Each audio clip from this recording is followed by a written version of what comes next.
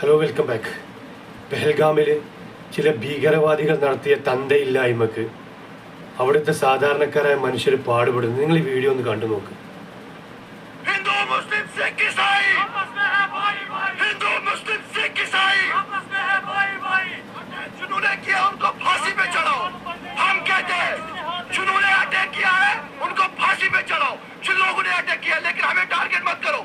मैं भी विदेशी मुल्क में पढ़ रहा हूँ, कल हमको भी टारगेट बनाया जाएगा. ऐसा मत करो, ये दंगा मत उठाओ यहाँ.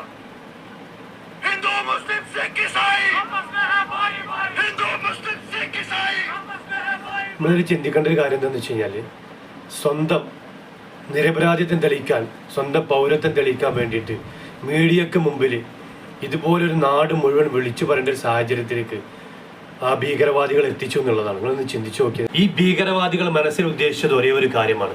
എന്താണ് കാരണം എന്ന് വെച്ച് കഴിഞ്ഞാൽ, അതായത് കുറച്ച് വർഷങ്ങളായിട്ട് ഈ കശ്മീർ എന്ന് പറയുന്ന ഈ ഒരു സ്ഥലം സമാധാനപരമായ അന്തരീക്ഷത്തിലാണ് മൂവ് ചെയ്തുകൊണ്ടിരിക്കുന്നത് എന്നുള്ളതാണ്. അവിടെ ജനങ്ങൾ, സാധാരണക്കാരായ ജനങ്ങൾ അവരുടെ ജീവിത സാധാരണ നിലയിൽ കൊണ്ടുവന്നിരിക്കുന്ന ഈ ഒരു സമയത്ത്, പ്രത്യേകിച്ച് അവരുടെ പ്രധാനപ്പെട്ട വരുമാന മാർഗം എന്ന് പറയുന്നത് ഈ ടൂറിസം ആണെന്നുള്ളതാണ്.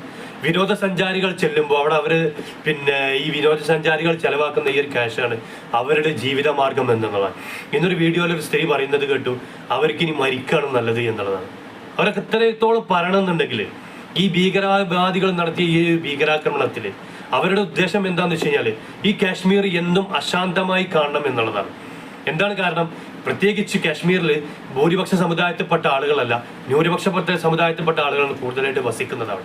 അപ്പോൾ അവിടെ നമ്മുടെ രാജ്യത്തിൽ ഭൂരിപക്ഷ സമുദായത്തിൽപ്പെട്ട ആളുകൾ അങ്ങോട്ടേക്ക് പോകാൻ പാടില്ല. അവിടെ ചെന്ന് കഴിഞ്ഞാൽ ഇതുപോലുള്ള ആക്രമണങ്ങൾ ഉണ്ടാവും. അപ്പോൾ കാശ്മീർ എന്നും അശാന്തമാകണം എന്നാഗ്രഹിക്കുന്ന ഭീകരവാദികളാണ് ഈ ഒരു ആക്രമണത്തിന് പിന്നിൽ എന്നുള്ളത് 100% ഉറപ്പാണ്.